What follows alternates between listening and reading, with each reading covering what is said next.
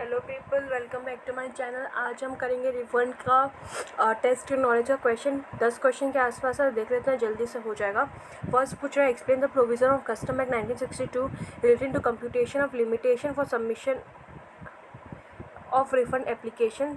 तो बेसिकली आपको टाइम पूछ रहे हैं कि आपको कब कब एप्लीकेशन सबमिट करना है रिफ़ंड के लिए। तो विद इन 1 ईयर करना है अगर इम्पोर्टर कर रहे हैं। अगर इम्पोर्टर कर रहा है तो विद इन 1 ईयर करेंगे। अगर अदर पर्सन कर रहा है, मतलब बायर ऑफ इम्पोर्टेड गुड्स कर रहे हैं, तो वो भी अपने परचेज डेट ऑफ परचेज से 1 ईयर का करेगा। उसके बाद अगर गुड्स एग्जेम्प्ट हो रहे हैं,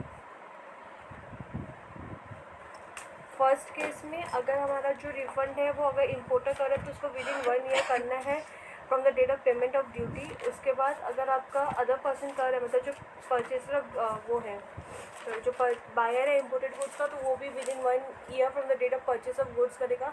उसके बाद अगर गुड्स एग्जेम्प्ट है तो जिस दिन आपका एग्जेम्पशन ऑर्डर है उसके विद इन 1 ईयर करना है। उसके बाद अगर प्रोविजनली असेस कर रहे हैं तो जिस दिन आपका फाइनल असेसमेंट का ऑर्डर है उस दिन करेंगे। और अगर कोई ऑर्डर की वजह से अगर आपका रिफंड हो रहा है तो जिस दिन आपका ऑर्डर है उसके विद इन 1 ईयर करना है। उसके बाद ₹100 से कम वाले का रिफंड नहीं मिलेगा। और अगर आपको प्रोटेस्ट के अंदर आपको रिफंड मिलेगा तो उसमें कोई भी टाइम लिमिट नहीं है और ये मैंडेटरी है, मतलब ये मैक्सिमम परमिसिबल पीरियड है।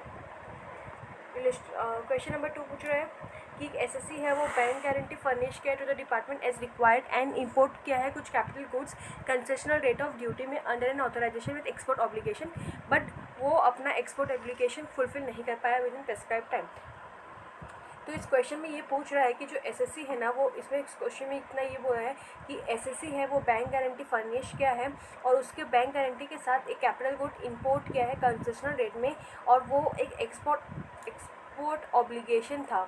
बट क्या हुआ ना कि वो जो एसएससी है वो एक्सपोर्ट ऑब्लिगेशन को फुलफिल नहीं कर पाया with in the prescribe time. तो यहाँ पे कंसिक्वेंटली क्या हुआ, डिपार्टमेंट इन्वोक कर दिया बैंक गारंटी जो वो दिया था, और जो अमाउंट ऑफ ड्यूटी फॉरगोन था वो रियलाइज हो गया। सब्सिक्वेंटली एसएससी फुलफिल किया export obligation, the same was also accepted by the department. बाद में एक्सपोर्ट ऑब्लिगेशन फुलफिल किया, डिपार्टमेंट उसको एक्सेप्ट कर लिया।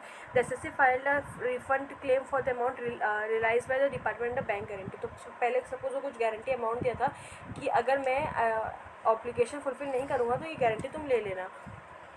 तो पहले बार नहीं किया तो जो डिपार्टमेंट है वो गारंटी ले लिया, राइट। उसके बाद वो बाद में फर्दर एक्सपोर्ट ऑब्लिगेशन फुलफिल कर लिया। तो अब क्या वो रिफंड, अब वो रिफंड मांग रहा है बैंक गारंटी का। तो एक बार अगर हम सेक्शन नंबर 27 अच्छे से पढ़े तो उसमें फर्स्ट लाइन में ही बोल दिया था कि जो भी हम अमाउंट ऑफ ड्यूटी पे कर रहे हैं और जो भी हम इंटरेस्ट पे कर रहे हैं उसका ही सेक्शन नंबर 27 में रिफंड मिलेगा। यहाँ पे ये बैंक गारंटी के बारे में बात कर रहे हैं, तो यहाँ पे इसका बैंक गारंटी का रिफंड इस सेक्शन नंबर 27 में नहीं मिलेगा। एक बार वर्डिंग्स पढ़ लेते हैं।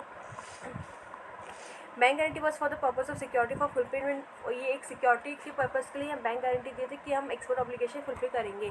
तो इसको हम पेमेंट ऑफ ड्यूटी नहीं मानेंगे। सेक्शन नंबर 27 अप्लाई करता है सिर्फ ड्यूटी के लिए और इंटरेस्ट के लिए, बाकी अदर अमाउंट्स के लिए हमको इसमें नहीं पता चलता है। तो ये केस स्टडी था, इसमें हाईकोर्ट ने ऐसा किया था। तो अगर ये सब प्रिंसिपल अप्लाई करेंगे अपन,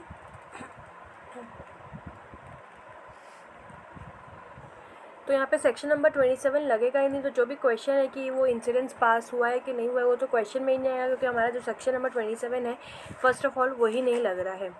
क्वेश्चन नंबर 3 में आता है, MS hill imports copper concentrate from different suppliers. तो ये इम्पोर्ट कर रहा है। At the time of import जो सेलर है वो एक प्रोविजनल इनवॉइस इशू कर रहा है और गुड्स को प्रोविजनली एसेस कर रहा है under section 18। When the final invoice is raised based on the price prevalent in the London Metal Exchange on a predetermined date as agreed in the contract between the buyer and seller, assessment को finalize करना है on the basis of the price in such invoices। तो basically पहले वो provisional assessment के final assessment फिर बाद में किया है। He has filed a refund claim arising out of the finalization of the bill of the। तो उसको यहाँ पे उसको पता चला कि फाइनल वो प्रोविजनली जो असेसमेंट किया था वो ज़्यादा कर दिया था, इतना उसको करना नहीं था फाइनल असेसमेंट में। बट डिपार्टमेंट हाउएवर रिफंड को ये रिजेक्ट करा है क्योंकि on the ground of unjust enrichment. तो हमको बताना है कि क्या इसका होगा। तो सबसे पहले सेक्शन हमने 18 हमारा प्रोविजनल असेसमेंट में आ रहा है तो यहाँ पे बोल रहा है कि सेक्शन 18 में हम अनजस्ट एनरिचमेंट के बारे में पढ़ते हैं कि अगर कोई भी अमाउंट बाद में रिफंडेबल हो रहा है after finalisation of provisional assessment, तो वो रिफंड हमको मिलेगा, but obviously doctrine of unjust enrichment में, मतलब अगर आपने इंसिडेंस को पास ऑन कर लिया है तो आपको नहीं मिल के कंज्यूमर वेलफेयर फंड में चला जाएगा, अगर आपने नहीं पास ऑन किया तो आपको मिल जाएगा refund. Further section number 28D place the onus on the person who has paid duty to prove, मतलब जो ड्यूटी पे किया है उसके पास उसको प्रूफ करना है कि क्या वो इंसिडेंस पास ऑन हुआ है कि नहीं। अगर कोई भी प्रूफ नहीं है तो जो बर्डन ऑफ ड्यूटी है वो अपन एज्यूम कर लेंगे कि वो बायर को पास ऑन हो गया है, और अगर बायर को पास ऑन हो गया और बायर आइडेंटिकल है तो उसको हम क्रेडिट कर देंगे। अगर बायर आइडेंटिकल नहीं है, मतलब आइडेंटिफाइबल नहीं है, तो हम कंज्यूमर वेलफेयर फंड में डाल देंगे। तो यहाँ पे ऐसा अपने को गिवन नहीं है। Therefore in the given case department action will be correct उसने अगर कोई भी एविडेंस, अगर हमको यहाँ पे क्वेश्चन में कुछ मेंशन नहीं किया गया कि इंसिडेंस पास हुआ है कि नहीं हुआ है, या जो बायर है वो आइडेंटिफाइबल है कि नहीं, तो अपन यहाँ पे बस इसमें ये बोला था जो डिपार्टमेंट की उसमें अनजस्ट एनरिचमेंट आएगा। तो यहाँ पे बोला अगर डिपार्टमेंट सही है, अगर वो पर्सन, वो जो इम्पोर्टर है वो प्रूफ नहीं कर पाया कि उसने अभी तक पास ऑन नहीं किया, अगर वो ये बात प्रूफ नहीं कर पाया तो डिपार्टमेंट सही है, यहाँ पे हमारा कंज्यूमर को जाएगा, यहाँ पे इसको क्रेडिट नहीं होगा, एप्लीकेंट को क्रेडिट नहीं होगा। क्वेश्चन नंबर 4 बोल रहा है XYZ limited certain capital goods import कर रहे हैं और उसको अपने फैक्ट्री में यूज़ कर रहे हैं और गुड्स को प्रोड्यूस कर रहे हैं, एंड देन उस गुड्स को सेल कर रहे हैं। Upon discovery of an error by which excess import duty has been paid on the said capital goods, it file a claim for refund। तो यहाँ पे उसने वो जो गुड्स को इम्पोर्ट गुड्स को मंगवाया उसमें उसने फर्दर प्रोसेसिंग की एंड देन उसको सेल कर रहे हैं। बाद में उसको पता चला कि वो जो इंपोर्ट ड्यूटी पे किया at the time of import वो ज़्यादा पे कर लिया, तो अब वो रिफंड क्लेम मांग रहा है। As regard it contended that जो कैपिटल गुड्स है वो सोल्ड नहीं हुए हैं, हेंस वो प्रिंसिपल ऑफ, और यहाँ पे ये बोल रहा है कि with regards to unjust enrichment की वो जो कैपिटल गुड्स वो प्रोड्यूस किया है वो अभी तक हमने सेल नहीं किया है। सॉरी, यहाँ पे ये बोल रहा है कि ये जो कैपिटल गुड्स, वो कैपिटल गुड्स मंगाए, उस कैपिटल गुड्स के थ्रू वो और गुड्स बना के और उसको सेल कर रहा है, बट ये कैपिटल गुड्स तो सेल नहीं हुआ है। तो यहाँ पे बोला है क्योंकि कैपिटल गुड्स तो सेल नहीं हुआ है, देयरफॉर यहाँ पे principle of unjust enrichment apply नहीं होगा और मुझे ही क्रेडिट मिलना चाहिए। And any other cases the price of finished goods manufactured in the factory remain the same before and after the import and installation. हमको बताना है कि क्या होगा इसमें, तो इसका पढ़ लेते हैं। यहाँ पे बोल रहा है कि incidence of duty can be pass direct, जो हम इंसिडेंस ऑफ ड्यूटी होता है वो आधा डायरेक्टली पास होता है, इनडायरेक्टली होता है। कि अगर कैपिटल गुड यूज हो रहा है मैन्युफैक्चर के लिए तो duty paid on the import will go into the costing of such goods manufacture and sold and then can be pass to the buyer. तो बेसिकली अगर हमारा कैपिटल गुड्स है, ऑब्वियसली कैपिटल गुड्स को हम generally बेचते नहीं, resale purpose के लिए यूज़ नहीं करते हैं, और तो कैपिटल गुड्स के केस में हम जो इंसिडेंस पास करते हैं वो डायरेक्टली भी हो सकता है, इनडायरेक्टली भी हो सकता है। इस कैपिटल गुड्स को यूज़ करके अपन बहुत चीज़ मैन्युफैक्चर किए, उस बहुत चीज़ मैन्युफैक्चर में जो हमारा गुड्स बना उसको हम बेचे हैं, और वो अगर हम बेचे हैं तो उसमें पार्ट ऑफ कैपिटल गुड्स का जो भी हमारा इंसिडेंस है वो पास हो गया है इन द वे ऑफ हमारा जो गुड्स मैन्युफैक्चर हुआ है एंड जो सेल हुआ है। इसलिए हम ये मानेंगे कि ये जो इंसिडेंस है वो बायर को पास हो चुका है।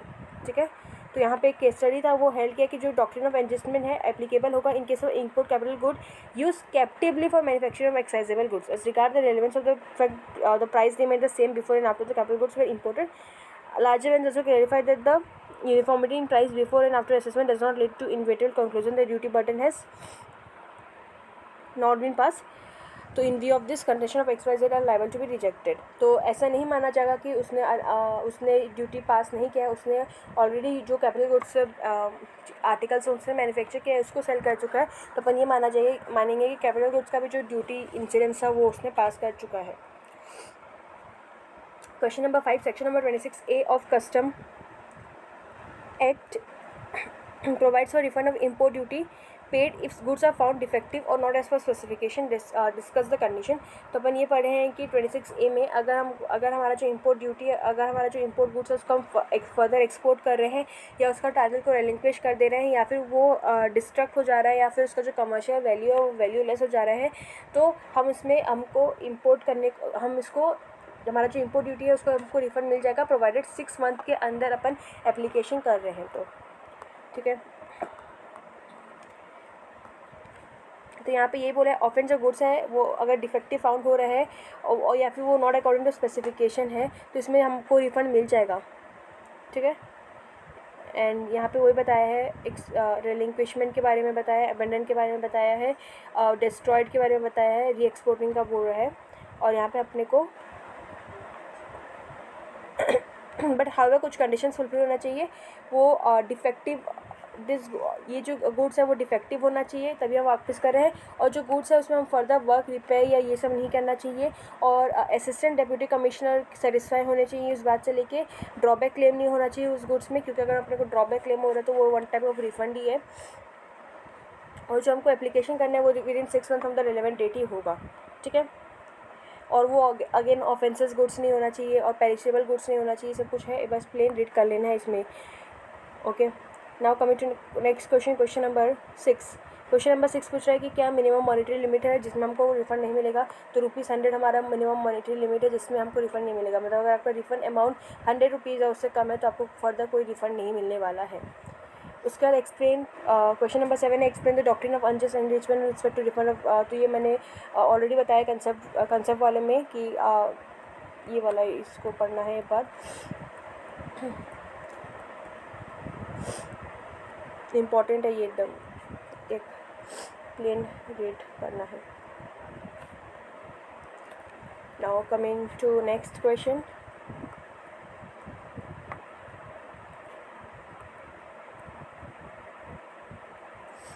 Question number 8, Acme sales import were being provisionally assessed pending a verification that the department was carrying out. Upon completion of the verification, the assessment were finalized and Acme sales were asked to pay 12 lakh, which it paid. After 6 months, upon detailed scrutiny of the verification report and taking legal opinion, Acme file claim किया 8 लाख के लिए on the ground की जो differential amount है वो 4 लाख ही होना चाहिए। Was the correct और कोई फ्रैक्चुअल एरर है बोल के इसमें जो इसने 12 लाख मांगा वो 12 लाख की जगह 4 लाख होना चाहिए। ओके, तो यहाँ पे क्वेश्चन क्या बोल रहा है कि उसने प्रोविजनली असेसमेंट किया था, प्रोविजनली असेसमेंट करने के बाद जब फाइनल असेसमेंट किया तो उसमें उसको 12 लाख और पे करना पड़ा। बट जब वो स्क्रूटनी असेसमेंट किया, स्क्रूटनी वेरिफिकेशन किया, उसको पता चला कि कुछ फैक्चुअल एरर था, तो ये जो 12 लाख मांगा उसमें सिर्फ और सिर्फ 4 लाख मांगना था, तो वो रिफंड के लिए एप्लीकेशन किया 8 लाख के लिए। Was this the correct mode of redressal of Acme sales? What will be likely outcome of the claim? Discuss on basis of case law on the subject. Okay. तो यहाँ पे बोल रहा है कि Acme sales receive an order जिसमें उसको 12 lakh payment करना पड़ा, बट बेसिकली उसको सिर्फ और सिर्फ 4 लाख पे करना था और उसको 8 लाख के रिफंड मिलना था।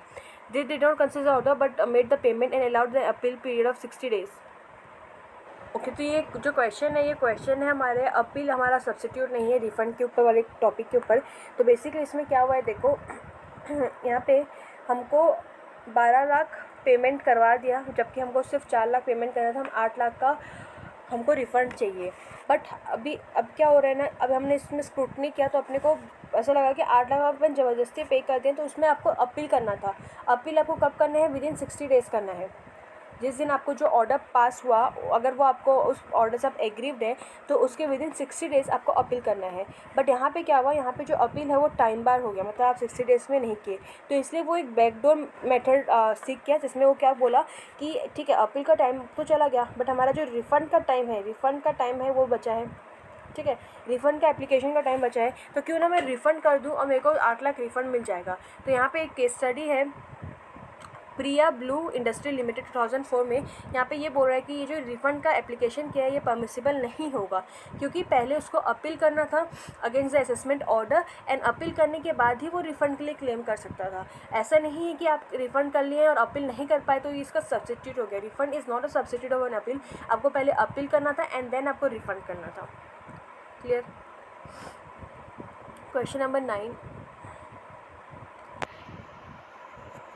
Mister N has over 3 consignment of 200, 400 and 400 unit. 3 consignment है, एक फर्स्ट है 200 यूनिट का, सेकेंड है 400 एंड थर्ड भी 400 यूनिट का है। वो इम्पोर्ट के total 1000 units of article ZEP, ठीक है, जो कि हमारा 1150 पर यूनिट था। Custom duty on this article has been assessed to ₹250 per unit. अपना प्रॉफिट मार्जिन 350 ऐड करके वो अपना आर्टिकल को सेल कर रहा है 1750 पर यूनिट में। मतलब कि कॉस्ट प्राइस है आपका 1150, CP है, कॉस्ट प्राइस है 1150, उसमें आपको 250 कस्टम ड्यूटी, आपका एक्सपेंसेस ये ऐड हो जाएगा, प्रॉफिट मार्जिन है 350, तो आपका सेलिंग प्राइस हो गया 1750। After 1 month of selling the entire consignment of article ZEP, मतलब वो एंटायर कंसाइनमेंट मतलब 1000 यूनिट्स पूरा सेल कर दिया। मिस्टर एन फाउंड कि there has been an error in the payment of amount of duty in which duty for the consignment of 200 units was paid if it was 400 unit. मतलब ये जो 200 unit, यहाँ पे 200 यहाँ पे 400, तो ये जो 200 यूनिट का वो ड्यूटी पे किया वो ऐसे पे कर दिया जैसे कि वो 400 यूनिट का ड्यूटी पे कर रहा है, जिससे कि बेसिकली वो एक्सेस ड्यूटी पे कर दिया है। तो वो एप्लीकेशन फाइल किया 200 यूनिट का, मतलब 200 यूनिट का पे करना था बट वो 400 यूनिट का पे कर दिया, तो अपने को 200 यूनिट का रिफंड चाहिए। 200 यूनिट का अपने को 250 पर यूनिट अपन पे करें, तो 50,000 उसको रिफंड के लिए वो क्लेम किया। तो क्या होगा यहाँ पे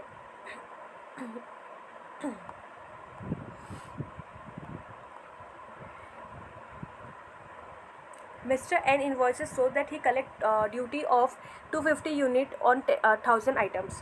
However, he paid duty on 200 items more. This payment in the normal course was made before the order permitting the clearance of the goods. It would be evident from the bill of entry that the amount, अब ये जो हमारा access वो पे किया है ना, ये हमारा एविडेंट हो जाएगा हमको बिल ऑफ एंट्री से कि जो अमाउंट पे किया है वो ज़्यादा पे कर दिया है। Thus mister N case falls within the exception, तो इसलिए वो एक्सेप्शन में फॉल कर रहे हैं अनजस्ट एनरिचमेंट का, देयरफॉर ये उनको क्रेडिट हो जाएगा। ठीक है। एंड लास्ट क्वेश्चन नंबर 10 एकदम ईजी है। Explain the relevant date as provided. यहीं पे आंसर मैंने लिख दिया है।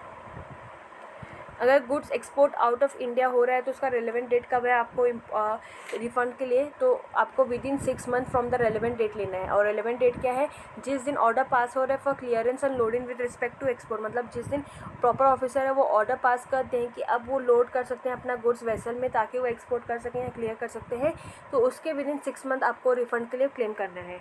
रेलिंक्विशमेंट, जिस दिन आप डेट ऑफ रेलिंक्विशमेंट जिस दिन आप किए उसके विद इन 6 मंथ आप अगेन एप्लीकेशन फाइल कर सकते हैं। और अगर गुड्स डिस्ट्रॉय हो रहा है या कमर्शियल वैल्यू लेस हो जा रहा है तो डेट ऑफ डिस्ट्रक्शन या डेट जिस दिन आपका जो कमर्शियल वैल्यू लेस है उसके 6 मंथ के अंदर आप रिफंड क्लेम कर सकते हैं। तो that's it guys, thank you very much, bye.